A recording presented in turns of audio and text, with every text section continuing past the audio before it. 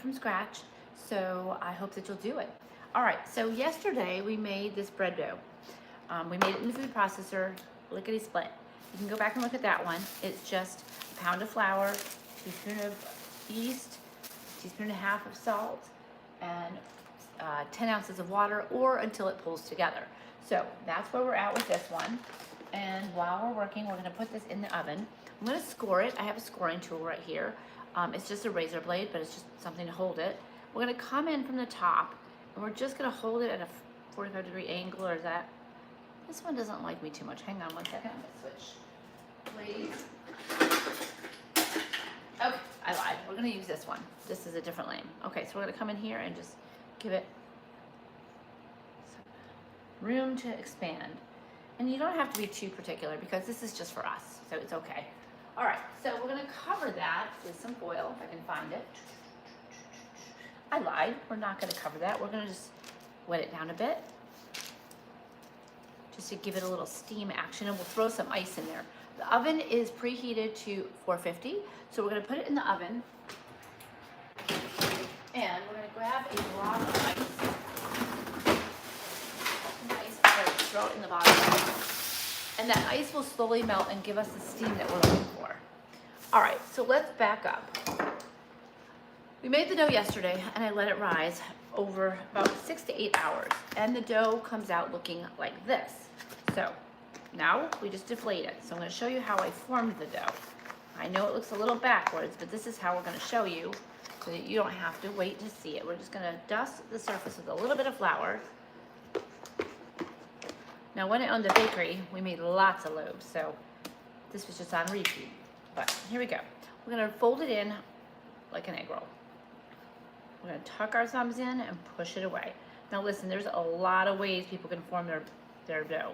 So I am not an elitist. There's plenty of good ways to do it. And then we're just going to sprinkle the top with a little bit of dough, just give it a little zhuzh, and we're just going to expand that dough.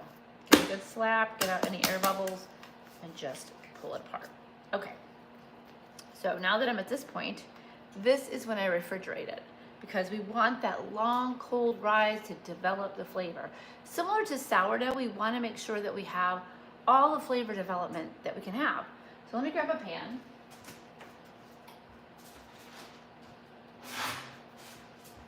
And go ahead and put some parchment paper on it. These pans get a workout. They bake every day for me, so they're in good shape. Okay, so we're just gonna lift gently, push it in, pull it back apart. All right, there we go. Now the dough is super soft because it's been rising for such a long time, and it has such a little amount of yeast that it takes a long time to ferment. So give it a little sprinkle before we put it in the fridge. On that plastic wrap. We're just going to cover it so that it doesn't form too much of a skin. And we'll pop that back in the refrigerator. So this goes in the refrigerator. Now it was at room temperature overnight, just like the dough that we made, so that I know that it's got that good development, and you can see all those bubbles on top, which you normally see with sourdough. Grab a bench scraper here. We'll just scrape all that up. I know that is a horrible sound. Sorry. Okay. So today I thought we'd make an artisan dough. It's a simple dough that is high in hydration, so that we have that nice airy texture on the inside and the crumb. And we're going to start out with 700 grams of water. Okay. And we use our scale because that makes life easy. We don't have to calculate anything. And you know, it's the first day of the year. Who wants to calculate anything? Okay, so we need 15 grams of yeast. So I'm going to use this top after I turn this on. Move this out of the way a little bit so y'all can see. Hopefully you can see and hear me. Let me know. Happy New Year to everybody. Okay, so we're going to go ahead and cut this packet open and get us to 15 grams, which I think is, dump that a little bit out there, which I think is 2 packets, but you know, years of doing large batches and having like vats of yeast make it a little bit difficult to do small batches. And remember, okay, yep, two of these dry active yeasts. We're just gonna sprinkle that on the water and let that hydrate while we measure out our other ingredients. I love these plastic bowls because they're so light, it doesn't freak out my scale. So in here we're gonna do 100 grams of dark rye flour. This is organic dark rye flour from King Arthur. I buy it on Amazon because my stores around here just don't really have it. So Amazon is my friend. For those of you that don't know, I live on a farm in the kind of outskirts, so it's hard to come by good ingredients sometimes. There we go. And we're just gonna put that in our bowl right on top of our yeast and let that get happy. All right, let's get a mixing tool here. We're just gonna mix in that yeast and that rye flour. That's gonna get that yeast really happy. Yeast loves rye flour. All right, so we're just gonna stir that up a little bit while we measure out the rest of everything. All right, set that aside.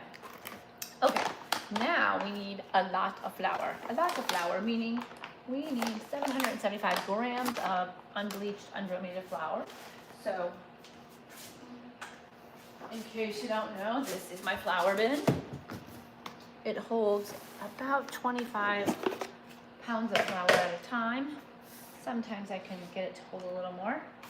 Okay, so we need 775 grams. It's about 3 of these scoops, I think, but we'll see.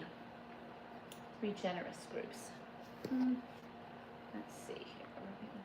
775, 747. Oh, let's back it up. See, the nice thing is you can take it out if you go over. And then the funny part begins because you have to adjust the water anyway, even after you do all the accurate measuring. That's okay.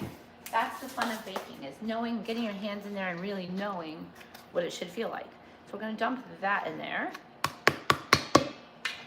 And I add the rye for complexity. Listen, if you don't have rye, you can do it with all white flour. Just add it together. But the rye really gives it that really nice texture and really nice lightness and complexity of flavor, which I love.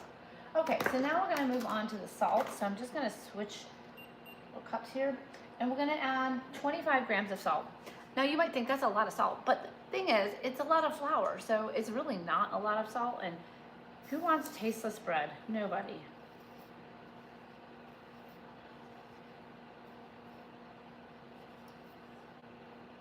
All right, so there we are at 25 grams of salt, which we're gonna put right there in the center. And then we'll move this all over, find a clean workspace again. I can work myself right into no space at all. I'm lucky because I have a big kitchen, but I do tend to work in the same spot every day. All right, I'm gonna put my gloves on. You don't need gloves. For years and years and years, and almost the whole time I own the bakery, I only use my hands. But because I need to work all these, live things, I have to have clean hands. So here we go. All right, we're just gonna start in the center and swirl it around. So if you've ever made fresh pasta, it's not that different. You're just gonna keep incorporating that flour into that water and come around. So why are we gonna bother making this from scratch? Well, first of all, we control the ingredients. So we know if we're getting organic flour, we're gonna end up with an organic product, or we at least pray we do, that you get what you pay for. But the other thing is, there's such a difference between commercial breads and homemade breads. It's like a world of difference. Now, yeah, it doesn't last very long because it doesn't have any preservatives, but we're gonna try to extend that by the long, slow rise that we're giving our dough. Because then all that fermentation starts to happen, and when fermentation happens, it's gonna elongate the life of the dough. So I'm just gonna take these off, put them in the garbage bowl. And now we just cover this and we let it rise. And it's gonna rise pretty much until it's doubled. So until it's about up to the rim here, okay?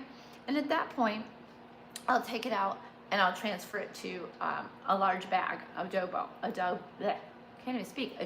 bag. And I'll put it in the refrigerator overnight or up to 2 days.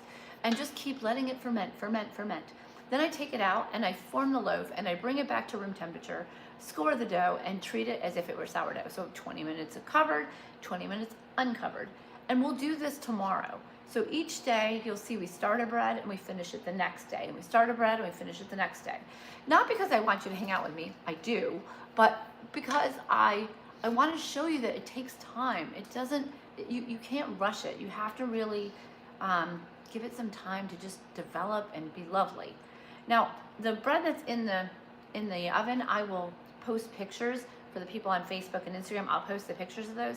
For YouTube, I'm not exactly sure how to do that, but I'll try to incorporate it in tomorrow's video so you can see what it looks like. And for anybody that lives local to me, in the Charlotte, North Carolina area, if you want lots of bread, let me know, because I've been baking bread off for all these videos and I have an abundance of bread. So I don't even eat bread, really, but if you are to eat bread, I want to make sure that you get something that has great quality. Now, after we do our whole bread series, which we have about another week or so, then we're going to move on to other fun stuff like cheeses and all kinds of fun stuff. So yeah, I hope you stick with me, and I hope you have the best year of health that you've ever had, and start off the year with some good, movement and some hydration, some good food, and most of all, friends and family. I wish you all a lovely day. I will see you back here tomorrow. Mwah! Lots of love. See how to turn this off. Boom.